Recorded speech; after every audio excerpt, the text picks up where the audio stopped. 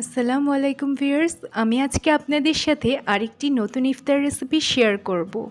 ডিম দিয়ে খুব সহজে এই ইফতার রেসিপিটি তৈরি করা যায়, যা ইফতারি টেবিলে ছোট বড় সবাই খেতে খুবই পছন্দ করবে। এটা বানানো যেমন সহজ, খেতেও খুবই টেস্টি, আর দেখতেও পাচ্ছেন যে এটা কতটা ক্রিস্পি হবে।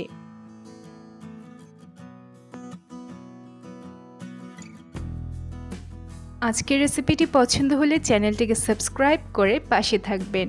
তো চলুন রেসিপিটি শুরু করি।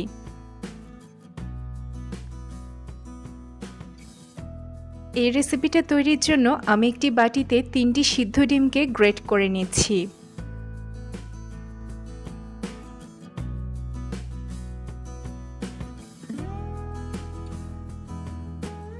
ডিমগুলো গ্রেট করা শেষ। এখন এর সাথে দিয়ে দিচ্ছি মিডিয়াম সাইজের চপ করে নেওয়া পেঁয়াজ, গ্রেট করে নেওয়া গাজর 2 টেবিল চামচ, আর নিয়ে নিচ্ছি কুচি করে নেওয়া কাঁচামরিচ।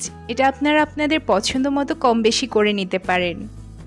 এতে দিয়ে দিচ্ছি সামান্য পরিমাণ ব্ল্যাক পেপার, 1 টেবিল চামচ মেয়োনিজ ও সামান্য পরিমাণ টমেটো সস। টমেটো সসটা একটু কম করে দিচ্ছি, এতে করে পুরোটা ড্রাই থাকবে আর উপরের অংশটা অনেকক্ষণ ক্রিস্পি থাকবে। অ্যাড করব ঘি 2 টেবিল চামচ ও স্বাদে ম্যাজিক 1 প্যাকেট। অ্যাড করছি স্বাদমতো লবণ। এই সমস্ত উপকরণকে এখন ভালো করে মিশিয়ে এক সাইডে রেখে দিব।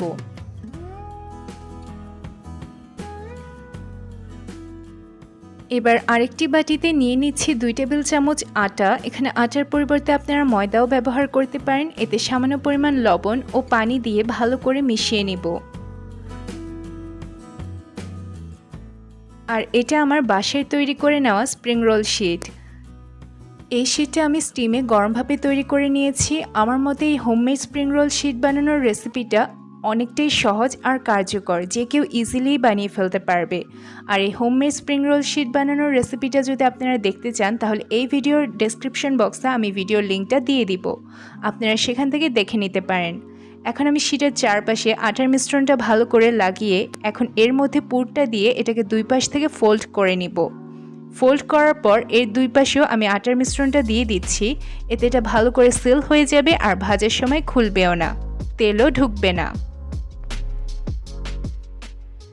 এভাবে আমি বাকি সব 1 বাইট স্প্রিং রোলগুলো তৈরি করে নিব। আপনারা চাইলে এরকমভাবে সবগুলো বানিয়ে ফ্রিজেও ইফতারির জন্য অনেক দিন সংরক্ষণ করতে পারেন।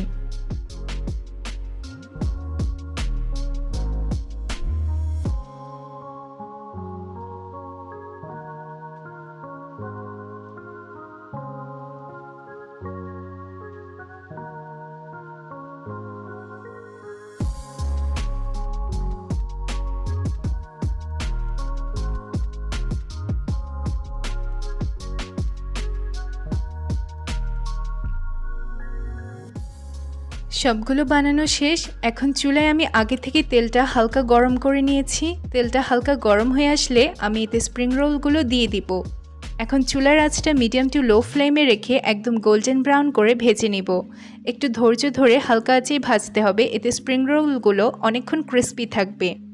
দেখুন, স্প্রিং রোলগুলো সুন্দরভাবে ক্রিস্পি এবং গোল্ডেন ব্রাউন হয়ে এসেছে। এখন আমি এই সবগুলো নামিয়ে নিচ্ছি।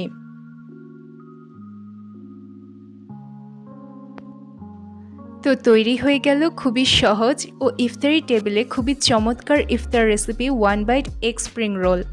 আশা করি আজকের এই স্পেশাল রেসিপিটি আপনাদের সবার পছন্দ হবে।